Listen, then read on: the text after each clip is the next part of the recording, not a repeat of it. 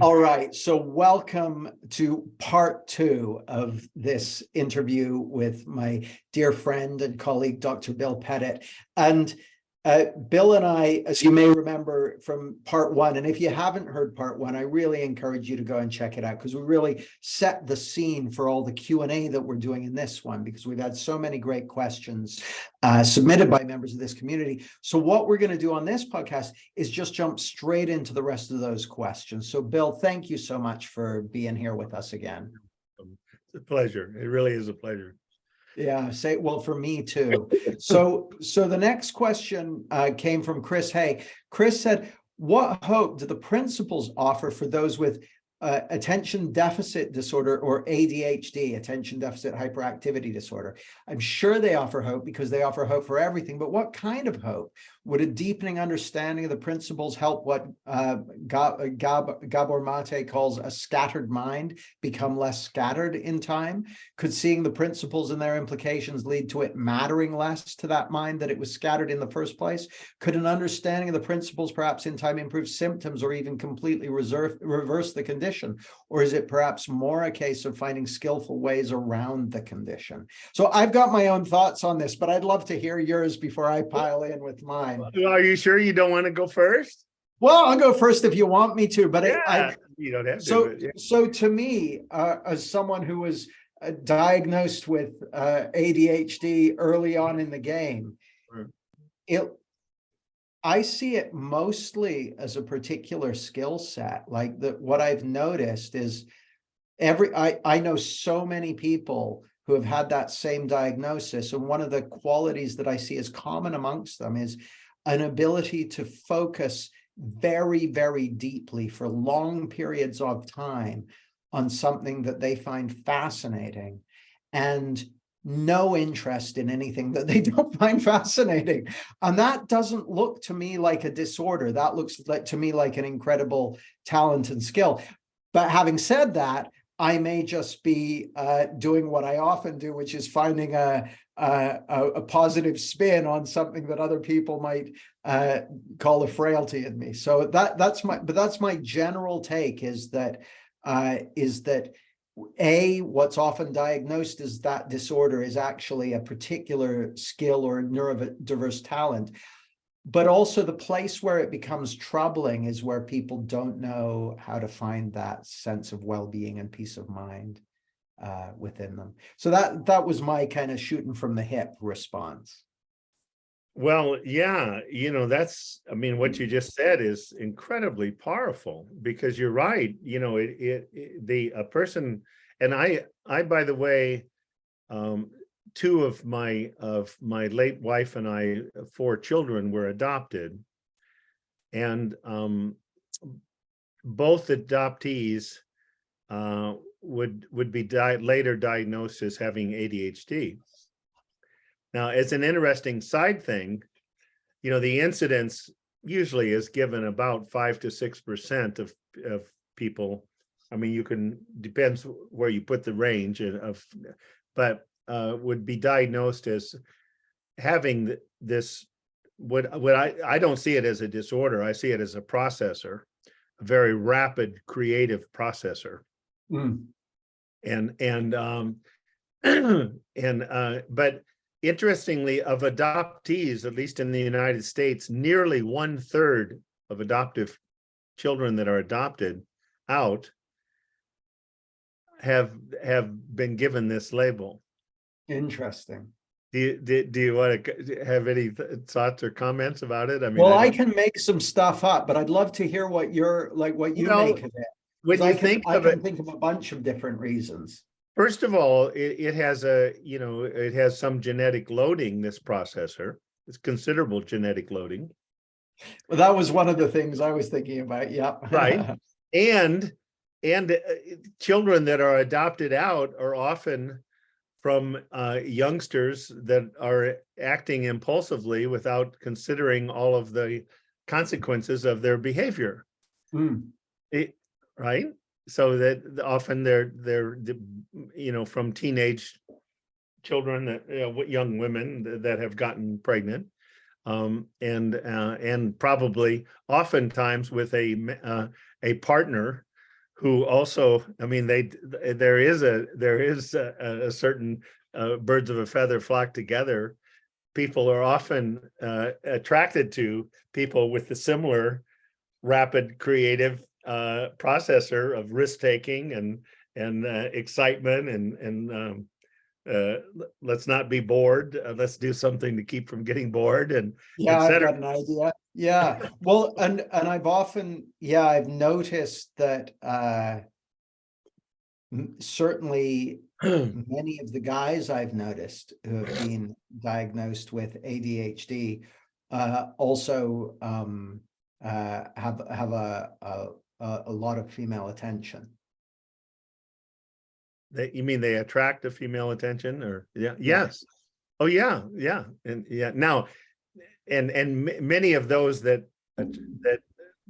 have similar processors is what I'm saying. I mean, not I don't know what percentage, but that they're attracted to that, either because it maybe sometimes it's because that person is experiencing life in a way that I'd like to, but I don't know how to. And other times it's like, wow, I found somebody else who experiences life like I do. Interesting. Yeah. Right. Yeah. So the first thing I'll say is that on my website, and on Elizabeth Lovius, I'm trying to think of the name of her website.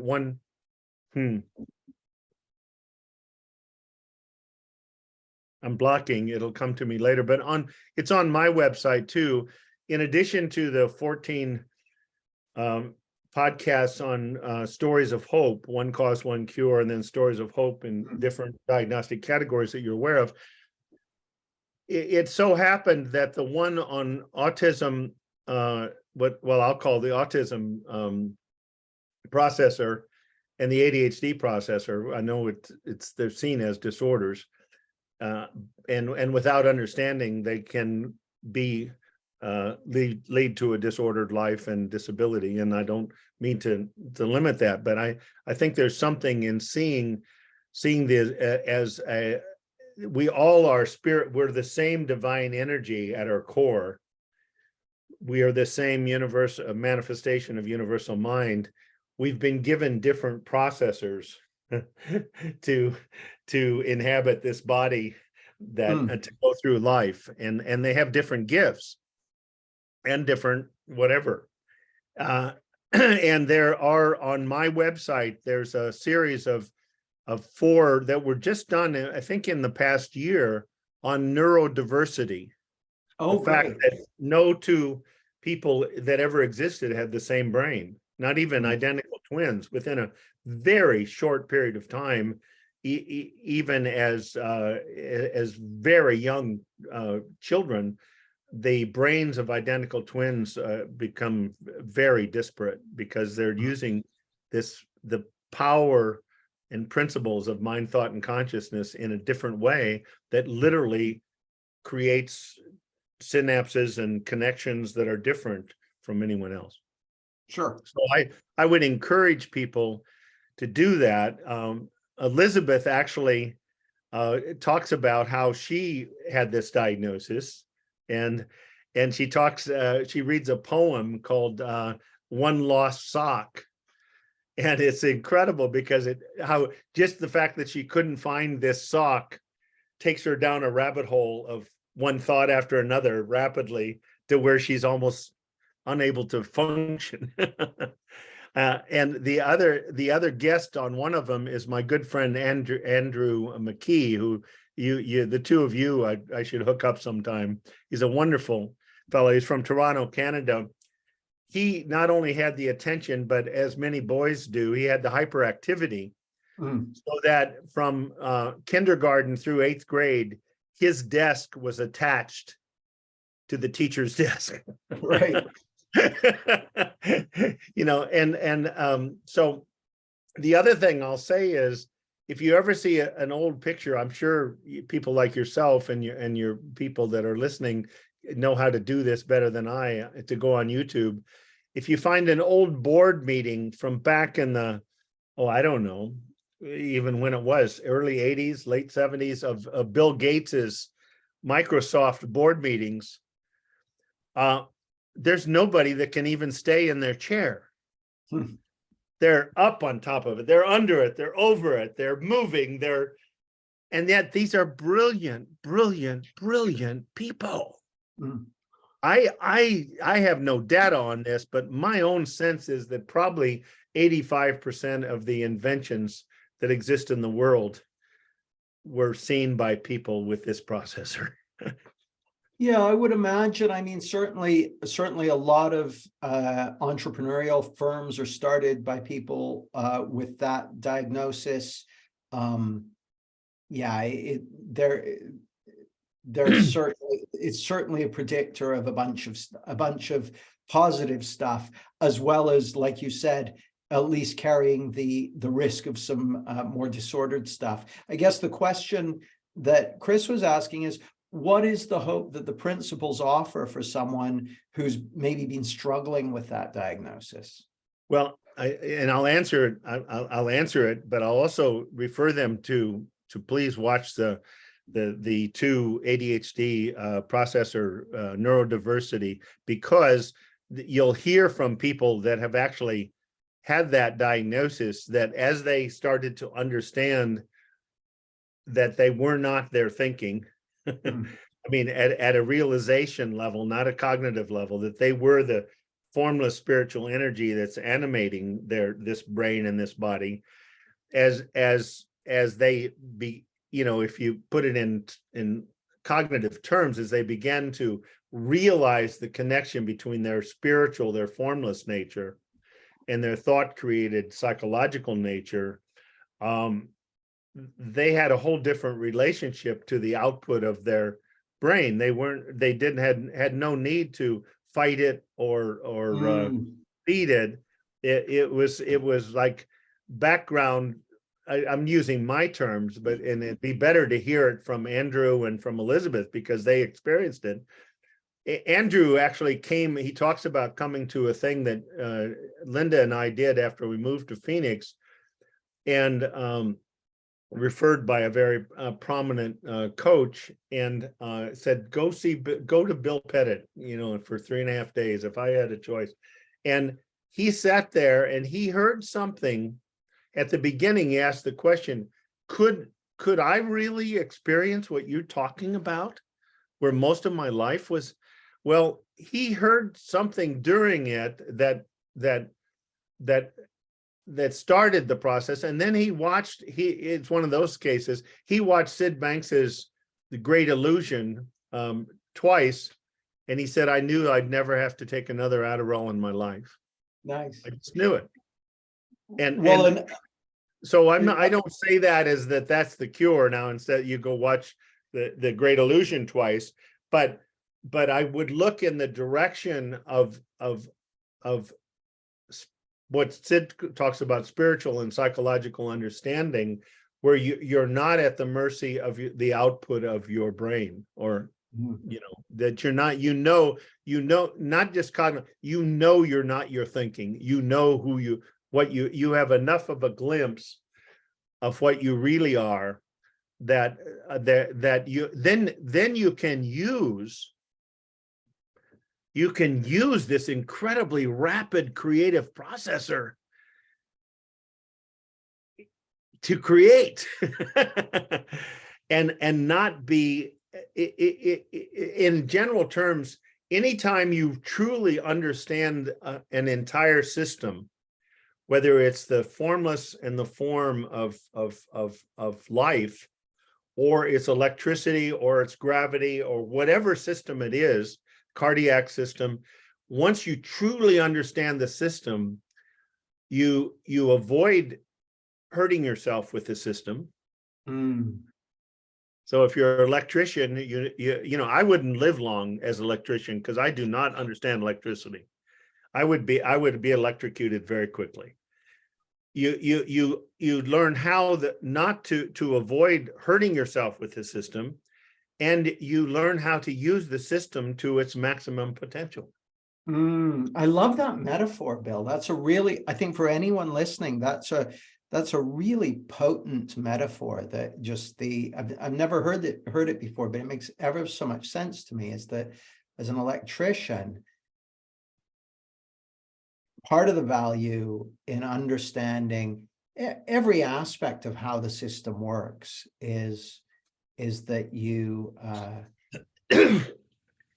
far safer if you understand it than if you don't.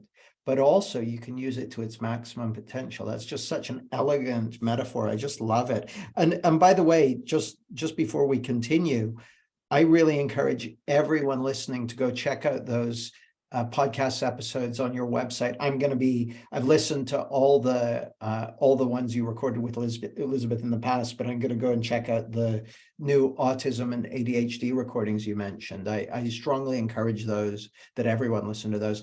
And I also massively endorse people listening to Sid Banks recordings. Those are a total powerhouse.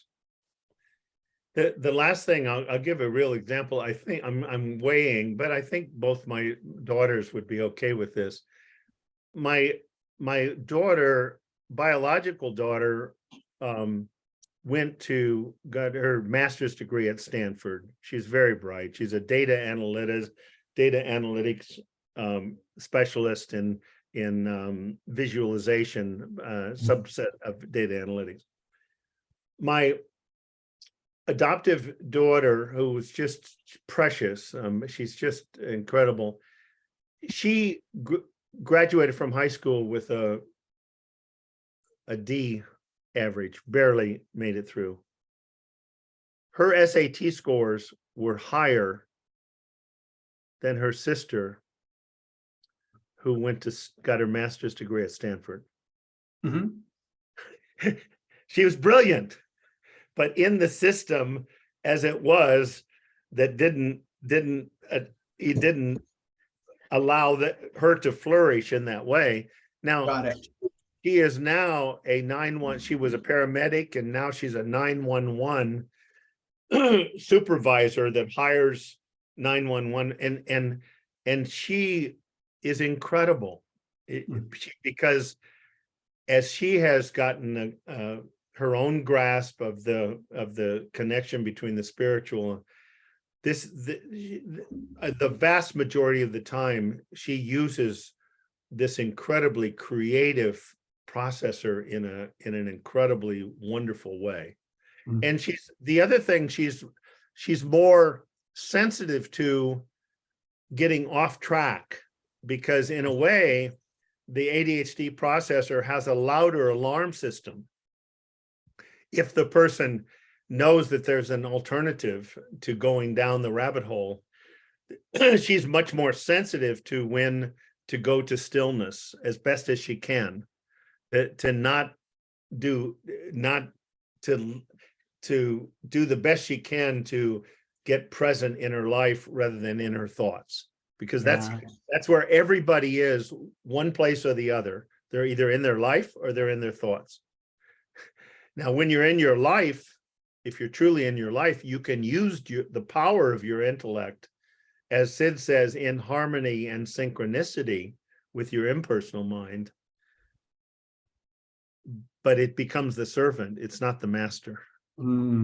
Yeah, I think that's just such a simple but elegant description. You're either in your life or you're in your thoughts. You're in your life or you're in your thinking. Really I don't know if I said that, that my late wife said that to me in 1984. She looked at me and she said, "This is really simple, isn't it?" And in 1984, I guarantee you, I was not making it simple. And I said, "Susan, what do you mean?" She said, "I see that what I see from these principles is that everyone, moment to moment, every human being is either in their life or they're in their thoughts.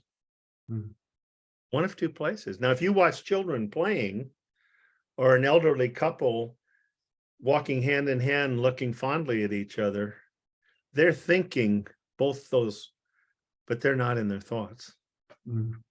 They're in their life. Yeah, I love it. That's where that's as Wee Willie Killer said, I forget his name. There was a famous bank robber in the United, who also he escaped from jail many times. They asked him why he robbed banks, back when there used to be actual money in the banks and not just paper. And he said, because that's where they keep the money. Yeah. Well, where the goodies are in life is when you're in your life. Mm, That's where the gold is. yeah, I love it. I love it. So, Bill, the next question was from Marcus, who said, my girlfriend works in a psychiatric clinic, and sometimes when she comes home and wants to unburden herself, I constantly hear cases like acute drug-induced psychotic patients, borderline personality disorder, narcissism, PTSD. Normally, these patients are given medication to render their illnesses and offered cognitive behavioral therapy. My question is, how would anyone deal with these hard fates using the three principles? Well, I thought this would be a fascinating one to talk about, because you have such a rich history of dealing with very, acute and chronic cases of people with quite severe psychiatric disorders and diagnoses. So what would you say to Marcus? And what did he say about hard? What followed hard? These hard. He said, my question is, how would anyone deal with these hard fates using the three principles? Hard fates. Yeah. Because even in questions, you can see the perception that these are hard fates. Okay.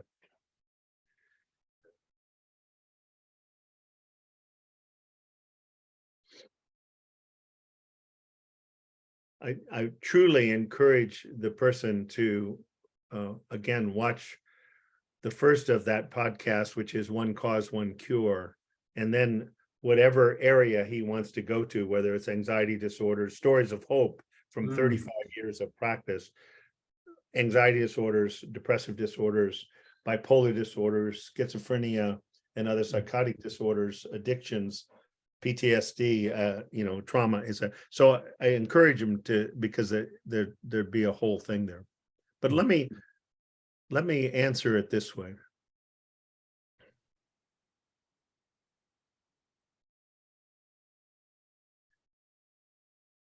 There's a, and I might have said this on the first thing, but I'll do it short.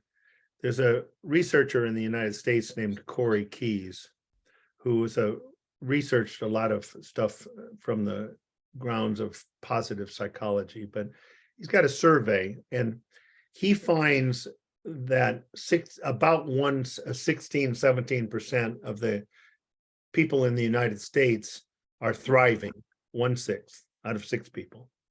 About 3 out of 6 are okay but stressed. They're coping. They're doing their mindfulness. They're doing their qigong. They're doing their yoga, and they're exercising, and they're trying to find adaptive ways to deal with what they experience is coming from the outside. That most of the literature, the prevailing literature, sees stress as something that is in the world, not in our head. And that's where I lived. Okay. So 3 people are okay but stressed, and then 2 people out of 6, 1/3, are waking up every day overwhelmed. And at the bottom of that, sadly, we just, again, yesterday, we've had in 46 days we've had 64 mass murders in the United States in 46 days. At the bottom of that, languishing, overwhelmed, are these people that are struggling every day, whether or not to take their life. And then some of them, sadly, whether or not I take other people out before I take my life. Well, and Bill, a lot of times, I hope I'm not speaking out of turn, but my understanding is that often the people who do kind of mass shooter sprees and that sort of thing are on psychiatric meds. Am I correct in that statement? Yeah, I don't know about that. I wouldn't be surprised in an effort to try to, I think I myself would think it would be hard to say that that's the cause, but many of them may be in an attempt to try to alleviate their suffering. That could be true. Yeah. So we've got this thriving, okay but stressed. We've got languishing or suffering. Now, another way to describe that would be people that are at ease, people that are at dis-ease, and people that have been labeled as having disease. Mhm. Okay, so we got the same three categories, but now we're calling about ease, dis-ease, and disease. People that actually, what's the difference? Dis-ease is, yes, I feel a little anxious. My mood gets down a little bit. I get irritable at times. Yes, my thought gets kind of muddled. I start losing my keys, losing my my iPhone. My physically, I start occasionally having old injuries ache a little bit. My sleep gets a little not as good as usual, and my relationships at times seem like they're harder than other times. So that's in the dis-ease. The disease is when now I have transferred into it, it's limiting my life significantly. It's affecting the quality of my life at a significant level, such that I may not even be able to work as much, or certainly not be as effective at my work. Mm. My friend George Pransky, who I know you know too, he used to say, if you're going to do battle with your thinking, you're probably going to have to quit your day job, because it's a full-time job. Yeah. It's an interesting. Okay, so now I'm going to take this to physiology in answer to the question. The one article that made sense to me showed that activation of the stress response in the body up to 30 minutes a day, you're going to be, the system is made to deal with that without impunity. Yeah. You know, and in the animal kingdom, the zebra can spend 30 minutes a day running away from lions, and the hungry lion can spend 30 minutes a day chasing zebras, and that's fine. If you get from 30 minutes to 3 hours, which is 30 minutes to 180 minutes, is 600%, Jamie. Yeah, it's a lot. That's a pretty good buffer of resilience, if you will. Then you can, your system, they call it your allostatic load, can be taken care of by adaptive mechanisms in the body. Different genes are turned off, what they call epigenetic changes, and you will have what I call, you will have symptoms, but you will not be disabled by them. And I call them love letters. I call them what if they are. I know some people get offended. They say, I've got this chronic pain, or I'm really depressed, and you're calling. Well, I ask people, what if, just be open to the possibility that what's behind life is benevolent, is trying to keep you from crashing your car. Okay. So, but once you get over 3 hours a day, you're headed in time, from this article, you're headed to disease. Yeah. So the way that manifests in some people, I went in and out of clinical depression for 20 years. My good friend, a fellow teacher in the three principles, is a good friend of mine, said he got to where he was spending 4 hours a day of meditation just to deal with his anxiety. So his alarm was anxiety, mine was depression. Another person says, it's their thinking. They get the same degree of stress as me and my colleague, and their thinking gets so muddled that they have trouble functioning. In my case, it was no problem. I just had huge amounts to drink every day, no trouble at all. Well, then people start to look for something as this experience of dis-ease. The fourth thing is the body. People's sleep starts going haywire. They start having discomfort somewhere in their body. Now, what if those are benign, the salutary gifts trying to wake us up? Fifth thing is relationships start to get harder. I thought, you even go to work and see, I can't believe I used to like these people. These people are jerks. or this person that I wake up next to, God, what was I thinking? And not having any idea that it's coming from the level of consciousness, the state of mind, the feeling level that we're living in. So what I would say is that all of those different labels, whether it's borderline personality disorder, whether it's panic attacks, whether it's obsessive compulsive disorder, whether it's dissociative episodes, whether it's literally periods of psychosis, I have created so much pain in my head, in my being, that I have to go to another world. I presented one time at the London conference with a PhD psychologist who had been hospitalized with a psychotic episode. And he said, Bill, that's exactly, I had, suicide had become a real option for me, and his psychosis saved his life. I had another man, many people that their manic episodes, the last thing they remembered was that they were going to kill themselves, or some, maybe even out of love, family members, so they wouldn't have to suffer like they did. And then and their manic episode, which people see as, how can that be benevolent, saved literally, one of them, 4 people's lives. Yeah, I remember you talking about that in your podcast series, and it's just such a crucial realization to see that it's always something endeavoring to help us out.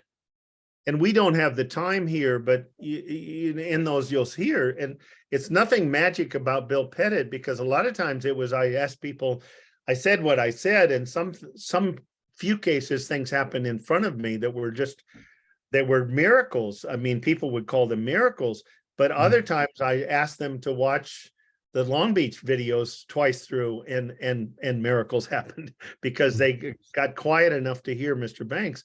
Because the only way that can happen, Jamie, is that it's already inside of us. Yeah.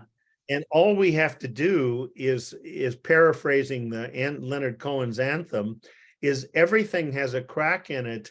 That's how the light gets out. If we can quiet our get present enough that our personal mind quiets even a crack, this well-being is going to come through. And the more people understand that is always present, that within every human being is pure, whole mental well-being. And the only thing is, it can be shrouded over by their lack of understanding of the power of thought. And so they get lost in the content that they are creating from this beautiful gift, this formless gift. Thought is formless. The power of thought, you'll never find in a box. But with it, we create electrical, chemical, synaptic changes in this form, this world of form.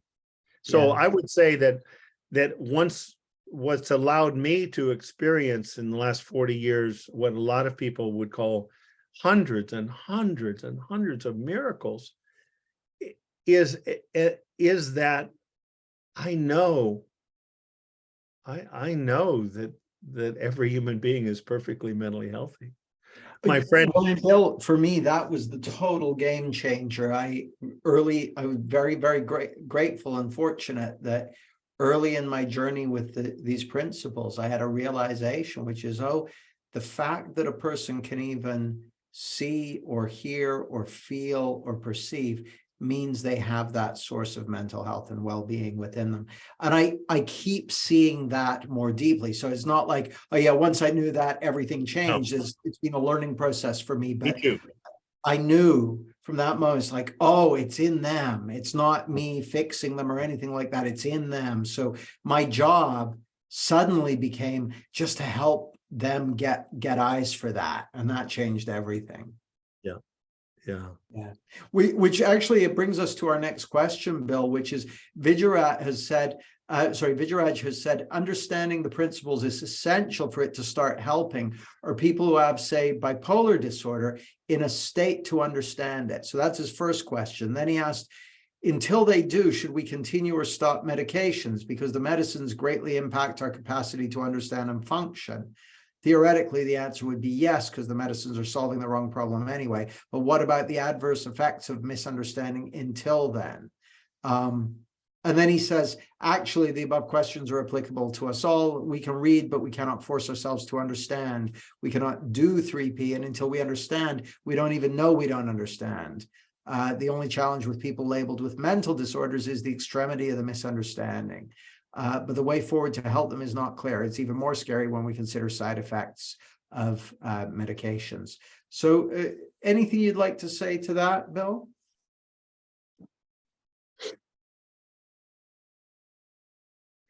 Well, there's a number of questions there. One is about medications. One is about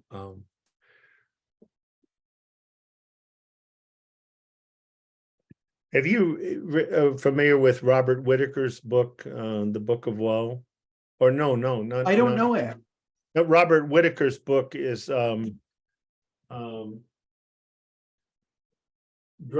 drugs, psychiatric drugs. I'm sure you probably can Google it much quicker than I, but and the psychiatric drugs and the amazing rise of mental illness in the United States, right? And I have asked Robert Whitaker, and I'm going to continue to ask him to investigate us. He's a prize-winning investigative journalist. This is Anatomy of an Epidemic, Magic Bullets, Psychiatric Drugs, and the Astonishing Rise of Mental Illness in America. Right. Robert Whitaker. Right.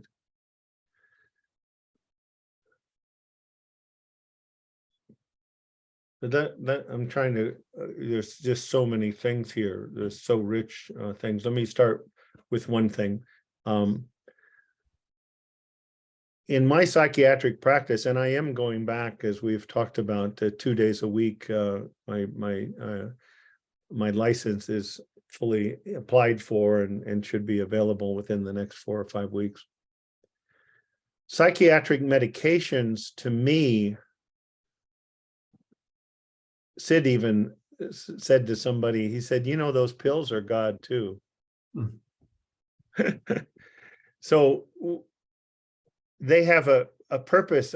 If I had somebody who was having panic attacks for 2 and 3 hours a day, and there used to be a 10% suicide rate with panic attacks before medications, because the experience was so terrifying that people would take their lives. As somebody had a question about PTSD, somebody wanted to have assisted, dying. And so I would use medications, and sometimes some of my peers, the 3 principles based psychiatrist, was using medications far higher. I would go up because I would get the dose up to where the person got enough relief that they could spend a little bit of time in their life rather than in their thoughts. Yeah. And so they could hear me, and so they could hear Mr. Banks, and so they could watch the videos, and they could read his books, and they could hear what I was pointing to, right? Same way with antipsychotic medications. I would, if the person that was so terrified by their hallucinations and their delusions, I would do whatever I could to give them some relief. The person, I had people that I was unable, because it's in the context of this prevailing paradigm that points in the opposite direction, that literally were going to, they were unable to hear me at the level that I was at the time. I did electroconvulsive therapy. I trained at Duke, and I did electroconvulsive therapy to at least temporarily disconnect people, disassociate people from their ability to hurt themselves with their analytical thinking. And it worked.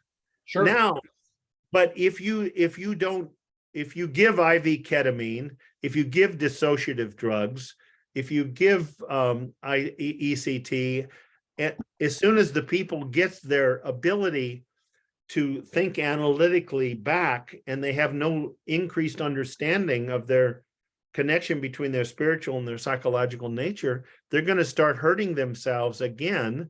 And so there would be an 86 to 88% relapse rate from ECT. But to me, it was a chance then to speak about, to point in a different direction. And in fact, I had a number of experiences where once they'd had 3 or 4 episodes of electroconvulsive therapy, it was like it cleared the room, and the insights that we had been talking about earlier, it just needed a crack. It was already and came through. So I guess I want people to know that I think there's a purpose for these medications. Now, what Robert Whitaker in his book talks about, and you won't find this, but there's been 3 World Health Association studies comparing the industrialized countries that can give these drugs forever to people that have schizophrenia or have been labeled with that label, or in countries where they can't afford that. Right. So there's 3 studies, and I have them available. I've got it earmarked, but and they were done 15 years apart because people they couldn't grasp, and they still haven't, that countries where they could only give these medications maybe for the first 4 to 6 weeks, that's all they could afford to do, had up to 45%, 42 to 45% complete recovery from schizophrenia. Wow, that's shocking. And 70 up to 75% back to full working. In the United States, Russia, and Europe, it's 5 to 6%. That's 800% higher. Sounds like a lot. It sounds like a lot. So that what Whitaker, now he's puzzled by that, but as I understand it, the medication is trying to give you a chance to hear something, but if you keep giving the medication, the alarm is still going to get louder and louder to try to wake the person up that there's another direction to look. It makes total sense to me, Bill. Does that resonate? Yeah. Okay. Oh, it really resonates, and it's interesting because when you said to Whitaker, he's puzzled by it, but it looks from where we're sitting, it looks so obvious. But I can totally understand someone who's not seeing this paradigm would find it a real head scratcher. Well, and you spoke of alcohol. There's an article, and that I have to get back to that. When you, and I have a picture of, I love pictures because I think they are worth 1,000 words. When a person has severe social anxiety or anxiety and they drink, their anxiety will go down below the tolerable level. They'll get relief. Now, the problem is that with alcohol, there's a rebound. It looks like it's coming from the drug, but it isn't the drug. To me, it's universal mind saying, okay, but there's the rebound level of anxiety is higher. So the person has to drink more, and eventually the rebound is higher. Eventually they get to where people can't drink enough to get relief from their anxiety. They only, or their opioids, and the only way they can get any substantial relief is to drink enough that almost puts them into coma or they pass out. Yeah. That's the only way they can now. Well, people say, how is that adapt? Because it's trying to say this is not the answer. Yeah.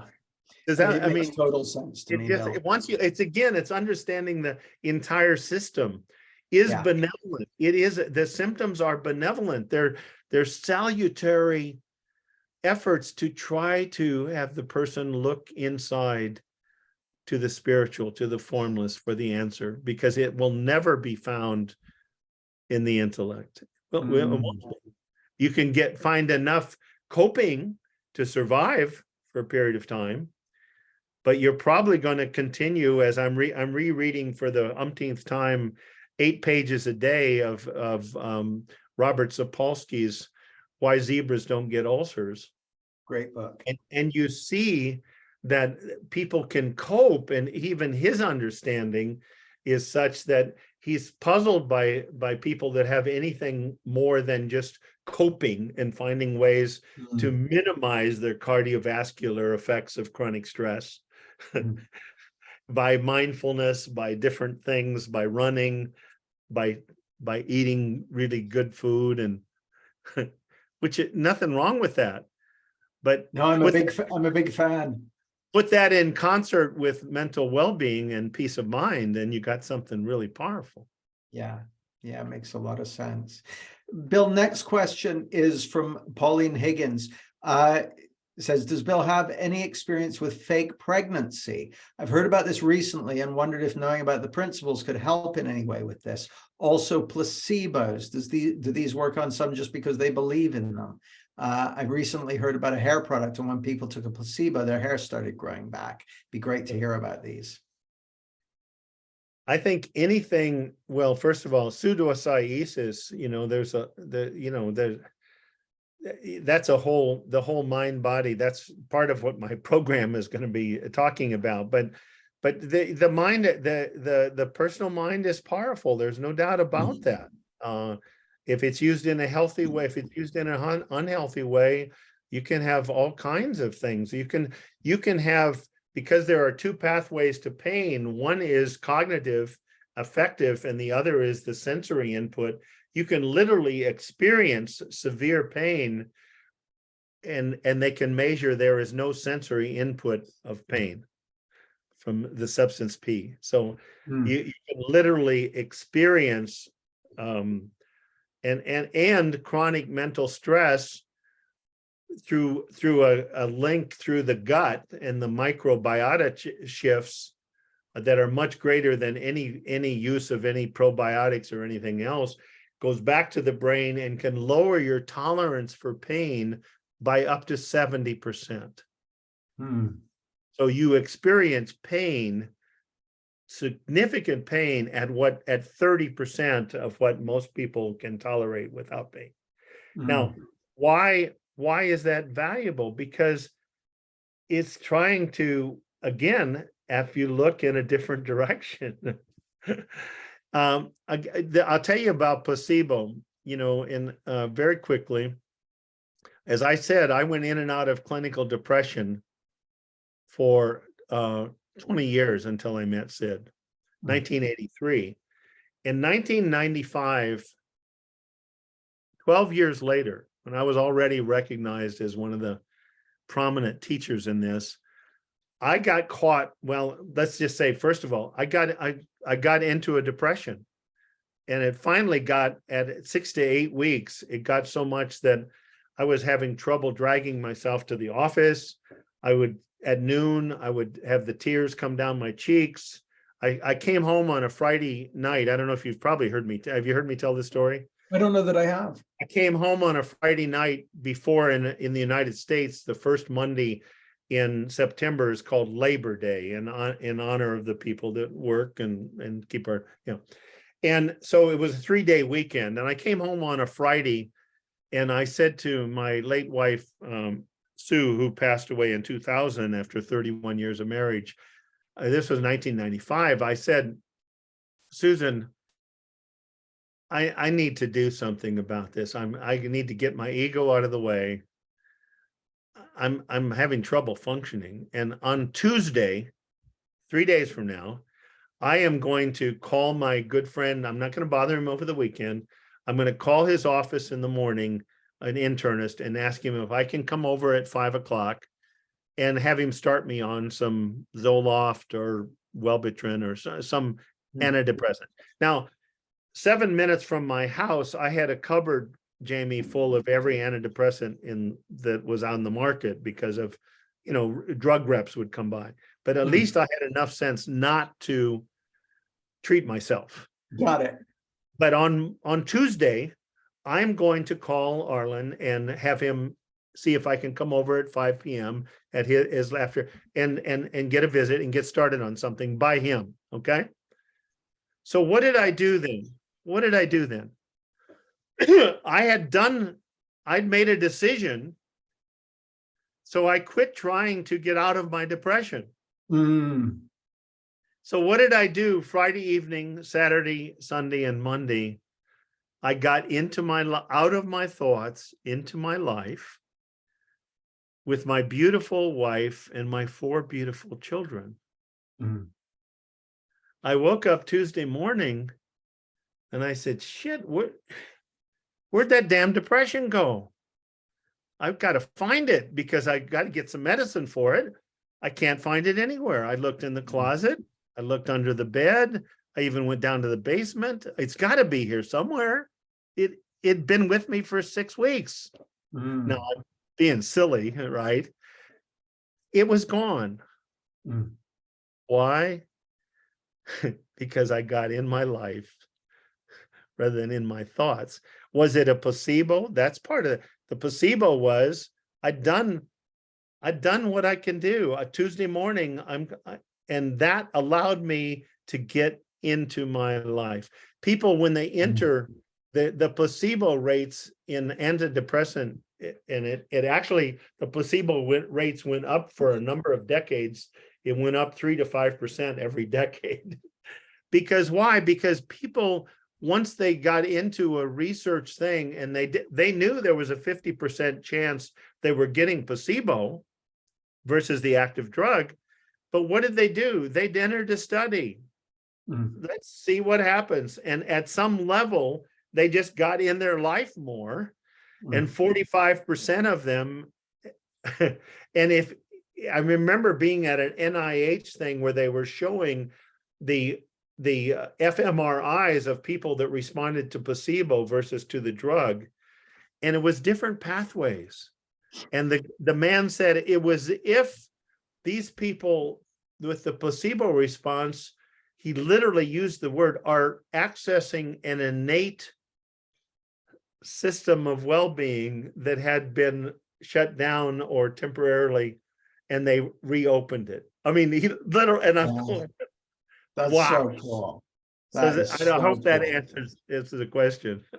Bill, that answers the question beautifully.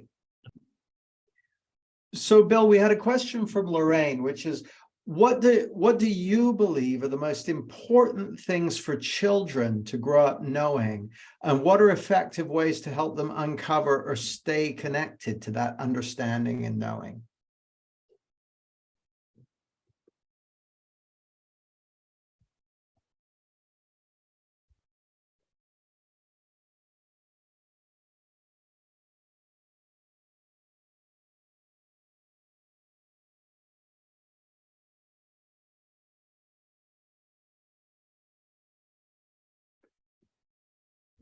On this Tuesday of this past week, on Valentine's Day, my wife Linda and I, it actually was the 20th anniversary of us meeting, which I think we probably talked to. She came to do a grand rounds at the West Virginia Medical School on the healing power of unconditional love.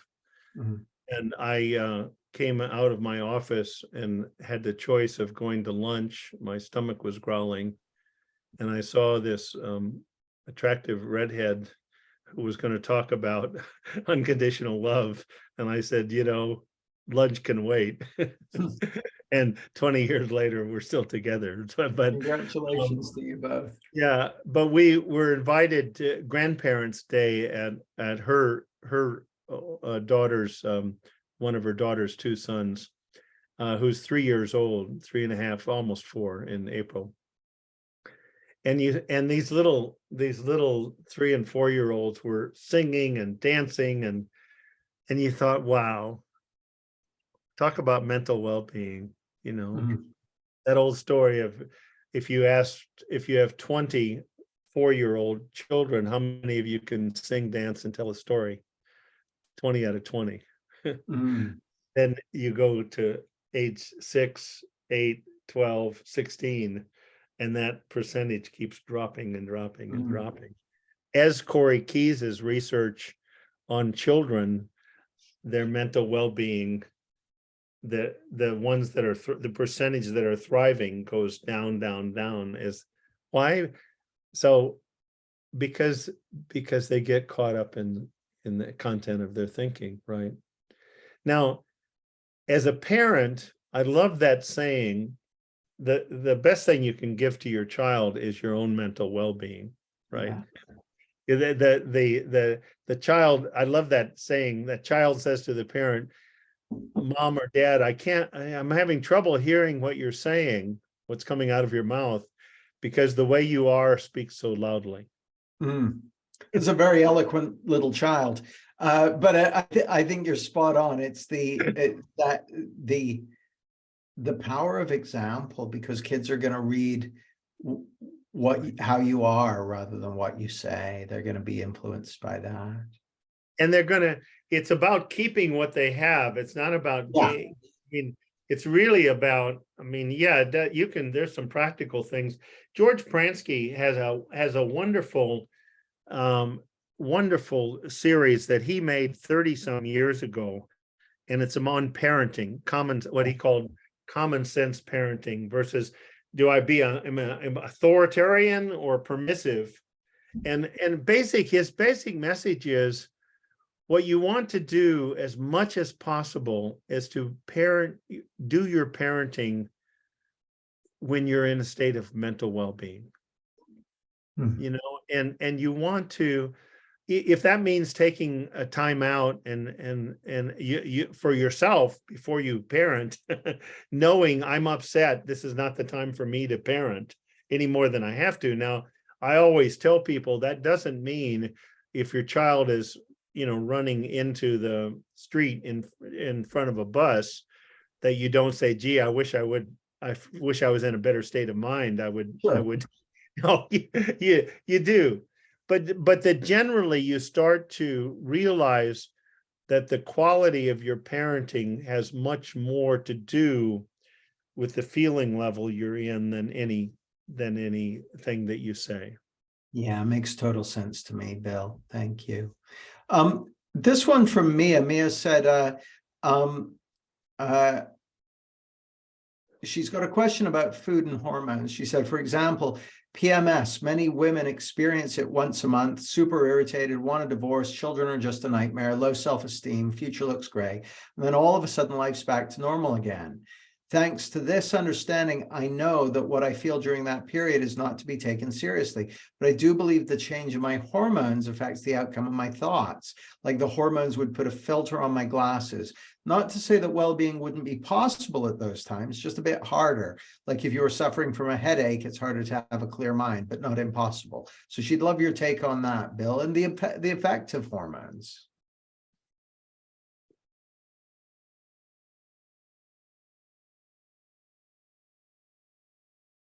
One was on hormones. Oh, so yeah, Bill, go ahead.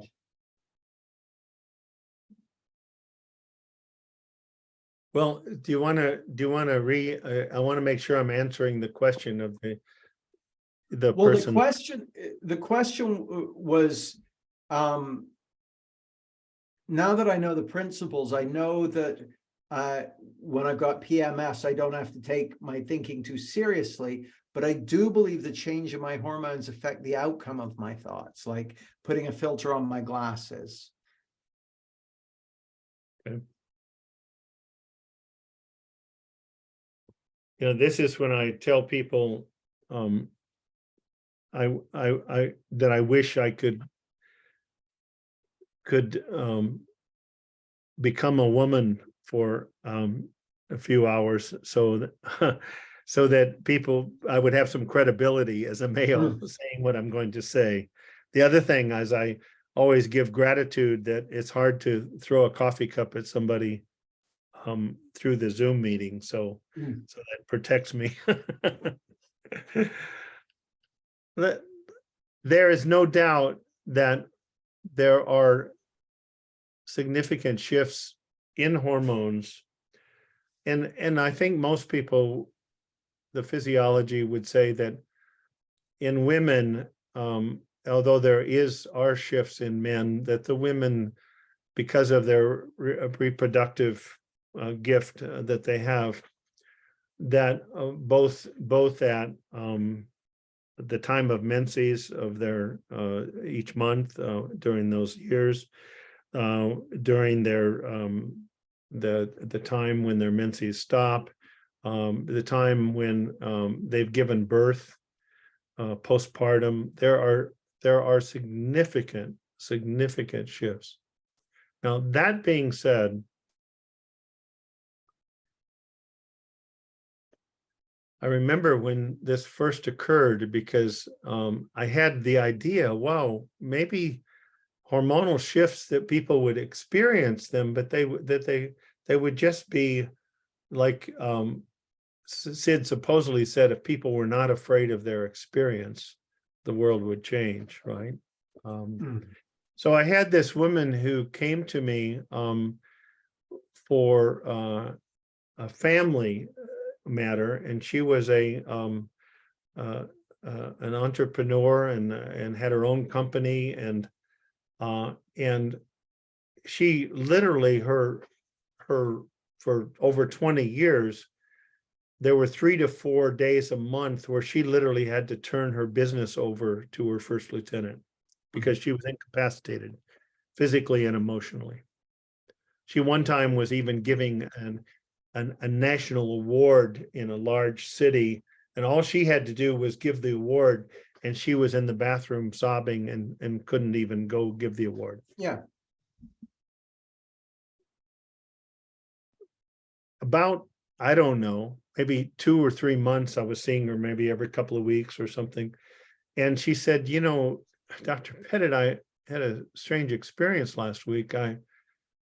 My flow started, and after 20 years of incredible premenstrual cramps, emotional disorder, physical and mental, I had nothing. Nothing. I didn't even know my flow started until it was going to start until it started. Could that be related to the incredible shift that's occurred to where I'm feeling more peaceful than I've ever felt in my life? So what's the, spell it out for people, Bill. What's the assertion you're making? I'm making the assertion that as she started to have a greater sense of her own, of her identity as formless energy, and not that, and she would have she wouldn't have said in those terms. She just would say, as I guess because I'm much more in my life rather than in my thoughts. I'm much more peaceful. And it's interesting, that stayed. And then about 8 or 10 months later, we talk about love letters. Mm-hmm. He said, last month I had some symptoms, about 20% of what I used to. And it allowed me to just become still and listen. And I realized that I'd been spending much more time than I had for 10 months worrying about X, Y, or Z in my life. I basically spending much more time in my thoughts, percentage-wise, than in my life. And I saw that 20% of those symptoms recurring were indeed helpful. I don't know if we used love letters at the time. They were trying to get my attention. No, you don't want to go that direction again. Yeah, I think that's very powerful. And I will say the same thing. And it's always hard to talk about, because then people say, you're blaming me. I'm not blaming anybody. We're all doing the best that we know how to do. But if we're not frightened by our experience and we keep looking incrementally to the spiritual, to living more in that present, I know people, and I won't, that literally went through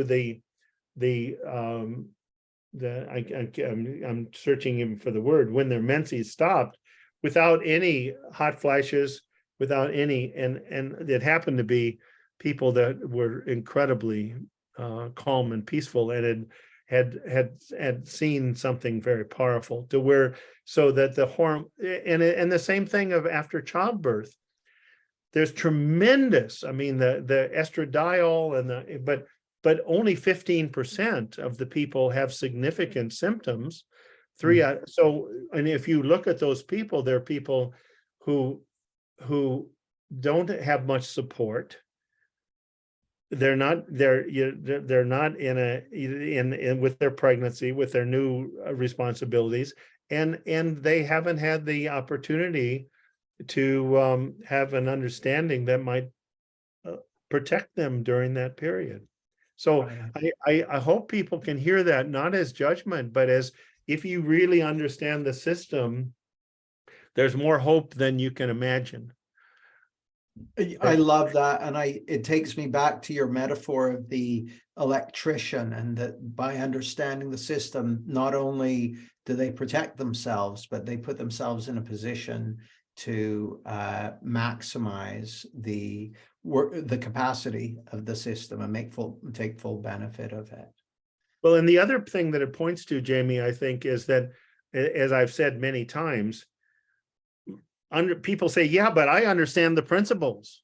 I've been around the principles for 6 years. Well, I had been around the principles for 12 years when I created a depression. So give me a break. This is not like learning to ride a bicycle. This is not like learning to swim. Once you know how to swim, even to pretend that you don't know how to swim would be really hard for you. This is incremental understanding. As Sid said, there's an infinite number of doors of understanding these principles. And it's dynamic and ongoing. That's exciting. Yeah. I couldn't agree more.